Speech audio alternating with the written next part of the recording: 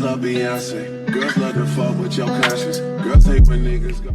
What's poppin'? It's your girl Customs Eye back with another video. And today we are about to be talking about, hold up, cause I ain't even look at my face before I start. Setting up an efficient workspace as an artist for your art making. You know, maybe it's just somewhere where you like to sit for a minute to even just like start to gain inspiration. Basically, we're going to be talking about like your art studio, what your art studio looks like to you, what that even means, if that's even like a whole room, like, you know, we just finna get into it. So the first point that I wanted to cover is to just find a logical setup for you. Like, just as I was saying, whatever that looks like for you, because for myself, as an example, my stool is in my room, yeah, but it's like a little table. I don't know the dimensions, and this chair, and yeah, all of my art supplies right here.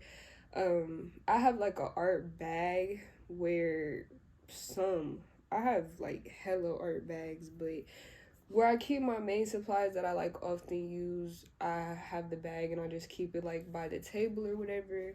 I clean off my table when I'm done for the day, and yeah, like that's just how I run my little art studio.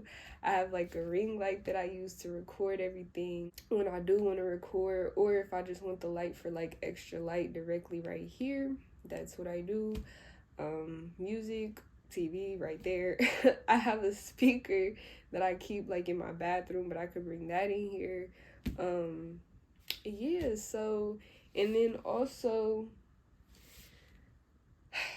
before I had even got to this point of having a table and chair set up, I used to literally sit like, and y'all probably seen me in this position several times. If you follow me on social media, you've seen me like create literally sitting up against my bed on the floor.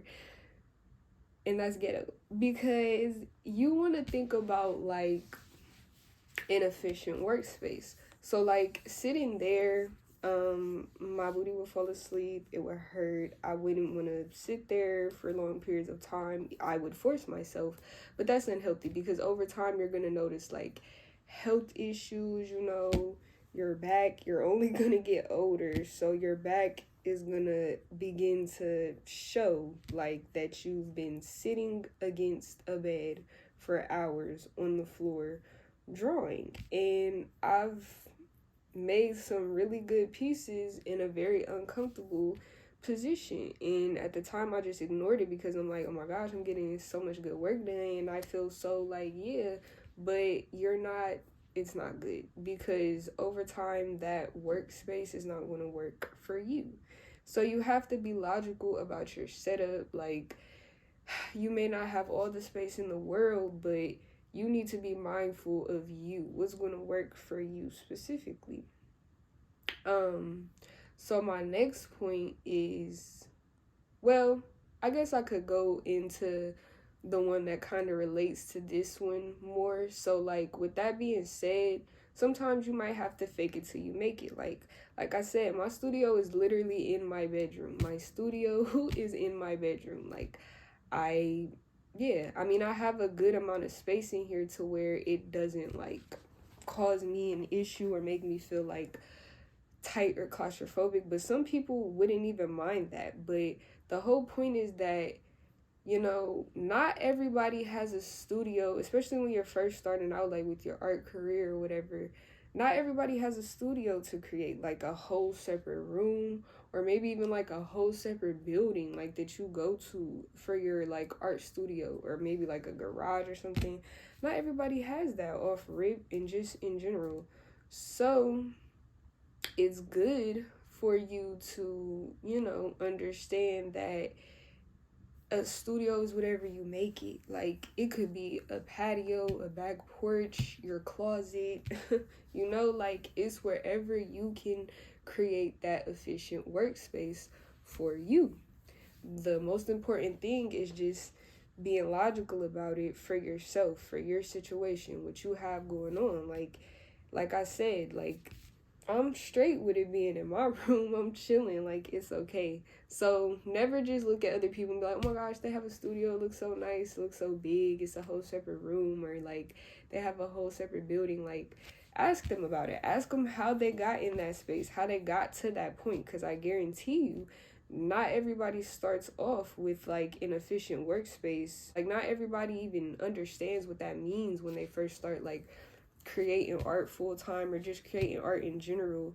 They don't even think about like where they do it at, you know? Like, some people would just sit on the couch and make art. I used to do that like in high school and did not think twice about it.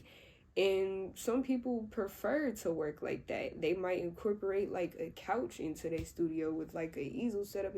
So it's really like just up to you to determine what an efficient workspace looks like to you and to you specifically. Like, don't worry about how other people have their setup. If you want to take inspiration, that's cool. If you want to ask them how they got to that like final setup, that's straight. But just know that the way you create and where you want to create, how you want to create is what matters most. The next point that I had wanted to get into was, don't be afraid to tell people to get the fuck bounce, get out. Like, no, you can't see my progress right now. No, you can't come in and look right now. No, we can't come in, you can't talk, and no, we can't smoke right now. Like, don't be afraid to tell people to, stay out of your creative space. Some people, some people don't really mind having people in their creative space, or it might just depend on the person. But if you ever feel like, oh, I just really want to be in my zone right now, I don't really want to be around no outside energies while I'm in my creative zone right now, in my creative space. If you decide that you don't want that, don't be afraid to let them know. Like, as a creative, you need to bag up. Like, you need to get out. You need to let me get in my zone, be in my space. Boom. Like I was saying, if your studio is in your house, your family might feel mad comfortable to just come in and be like, oh, like, what you doing? What you working on? Da-da-da. Like, just kind of bother you or whatever. And honestly, you're allowed to tell them, whether they pay bills or not, whether you pay bills or not. It's just on a deeper level. When you're creating, you should be in a mind space that's like, ready to, at peace, or whatever mind state you're looking for. Some people don't want to be at peace when they're drawing. Some people want to be frantic, because that's what the piece is. Like, so whatever you want the vibe to be, create it, make it, orchestrate it. And don't be afraid to, like I said, like, let certain people know now is not the time. Put the phone on D&D. And that's not coming from like a place of trying to be mean or trying to be sedity about like what you got going on or whatever. But like I said, sometimes you just want to be in your creative space. You want to be in the zone. It's a part of people respecting an artist how they would do any other profession. Like, if I was a recording artist in a real studio, like recording music, obviously nobody's finna come in the middle of my session, open the door, start talking to me. Like, nobody's finna try to pass me a blunt in the middle of me. Like, I mean, they might, but like, you're gonna respect that. Nobody is going to fuck up when they see somebody is in their workflow. So that's the same for an artist. Don't let anybody tell you, oh, you could just keep doing your little shit while I whatever. Like, no, like, that's not how it's gonna go. You're going to get out. You're not going to come back. And I'm finna sit here and make what I want to make. Don't be afraid to direct your space accordingly.